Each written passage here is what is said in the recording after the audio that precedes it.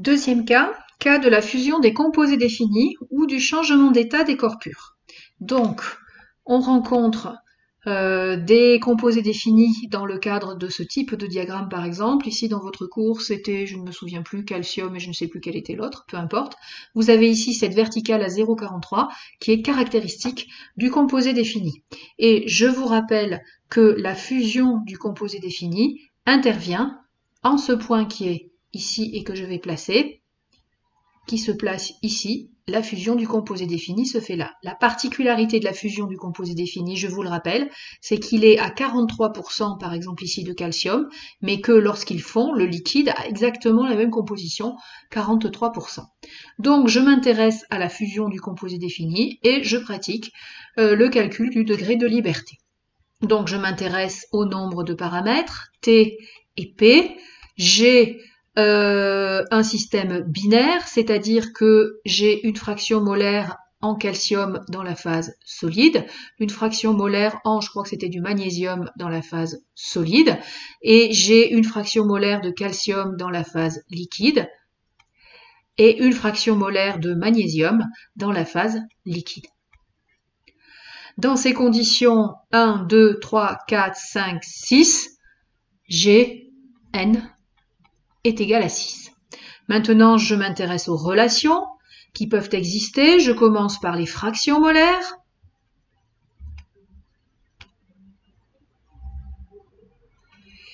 Je constate que deux phases solides, que dans le composé défini, le magnésium et le calcium sont dans la même phase, et donc je peux écrire que la fraction molaire en calcium dans la phase solide plus la fraction molaire en magnésium dans la phase solide est égale à 1, et je peux écrire que la fraction molaire en calcium dans la phase liquide et plus la fraction molaire en magnésium dans la phase liquide est égale à 1. Je vous rappelle qu'un composé défini, ce n'est qu'une seule phase, puisque la cristallisation, c'est un mode de cristallisation généralement par insertion.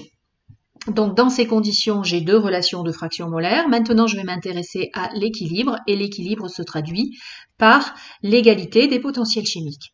Donc qui est un équilibre avec quelle phase? Eh bien, je constate que le calcium liquide est aussi présent dans le solide, donc je peux écrire que le potentiel chimique du calcium à l'état liquide égale le potentiel chimique du calcium dans la phase solide.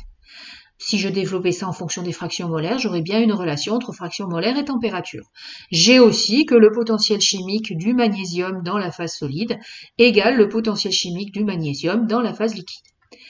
Et donc j'ai traduit ici les deux équilibres physiques qui ont lieu, et donc je constate grâce à ça que Y est égal à 4. Mais j'ai choisi de travailler sur la fusion du composé défini.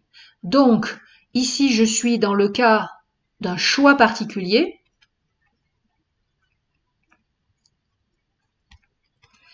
La composition que j'ai choisie est celle du composé défini. Composition égale celle du composé défini. Eh bien ça, le graphe vous le dit, ça va imposer une relation supplémentaire. Et je l'ai dit dès le début, dans le cadre d'un composé défini, la particularité, c'est que, vous le voyez sur le graphe, la composition du liquide égale la composition du solide. Et c'est en ce seul point que vous avez cette particularité. Si je me place ici à la fusion ou à la cristallisation de ce liquide, vous voyez bien que le solide qui apparaît n'a pas la même composition. Donc liquide et solide sont indépendants. Si je me place ici, liquide et solide sont indépendants. Je peux faire varier le liquide sans faire varier le solide. Alors qu'en ce point, liquide et solide ne sont pas indépendants.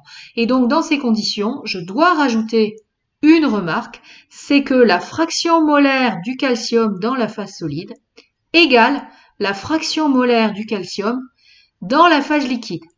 Alors me direz-vous, devez-vous rajouter que la fraction molaire du magnésium dans la phase solide égale aussi la fraction molaire du magnésium dans la phase liquide? Je vous rappelle qu'il faut écrire des relations indépendantes. Or, si ces deux-là sont égales, grâce à ces deux relations déjà écrites, vous pourrez prouver que les deux autres sont égales. Donc, l'égalité des fractions molaires du magnésium dans le solide et dans le liquide ne constitue pas une relation supplémentaire indépendante.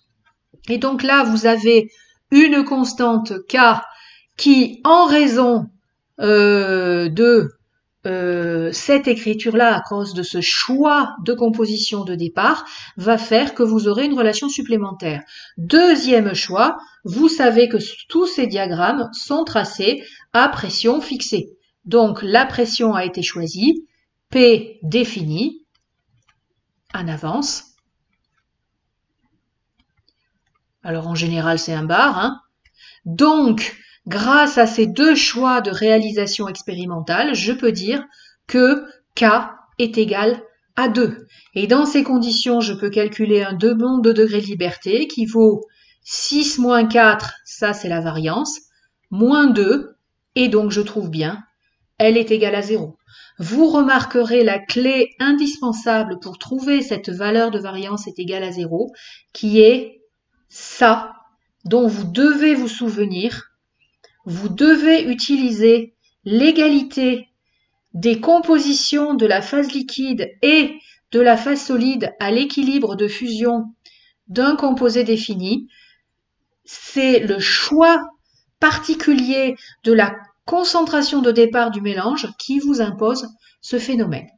Alors on peut faire la démonstration, puisque le titre le demandait, dans le cas du changement d'état des corps purs. Donc si je travaille sur un corps pur, je vais écrire en vert pour montrer que je travaille différemment. Donc si je travaille sur un corps pur, alors, oups, pardon, j'avais dit en vert. J'avais cru choisir vert. Donc si je travaille sur un corps pur, si je place ce point ici, vous constatez que soit je travaille ici, soit je travaille là. Toujours est-il que, cette fois-ci, si je fais le décompte du nombre de constituants du nombre de paramètres, donc je travaille, je cherche N, GT, GP, oui, mais cette fois-ci, je n'ai qu'un constituant.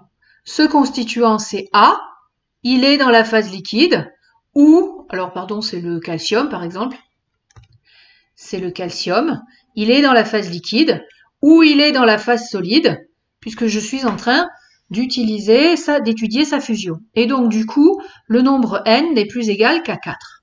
Donc, dans ces conditions, si je cherche les relations, eh bien, je vais écrire une relation en fraction molaire. Eh bien, là, c'est pas compliqué, parce que comme j'en ai qu'un, il est pur, eh bien, je les connais, en fait. XA liquide est égal à 1, et XCA solide est égal à 1.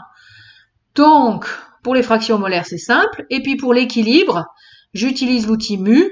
Eh ben, je peux dire que le calcium est un équilibre à l'état liquide et à l'état solide. Et dans ces conditions, j'ai une relation d'équilibre.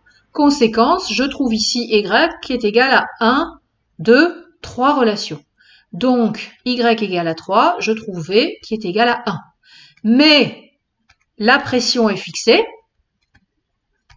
Dans ces conditions, ça veut dire que K est égal à 1, et donc le nombre de degrés de liberté L, qui vaut V moins 1, vaut 1 moins 1, est égal à 0, et on trouve bien que la fusion d'un corps pur s'opère à température égale constante. Donc la fusion d'un composé défini s'opère à température et composition des phases solides et liquides constantes, et la fusion d'un corps pur s'opère à température constante.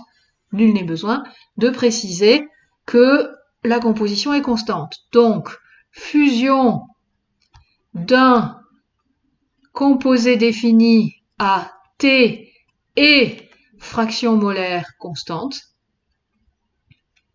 alors que la fusion d'un corps pur s'opère aussi à T égale constante.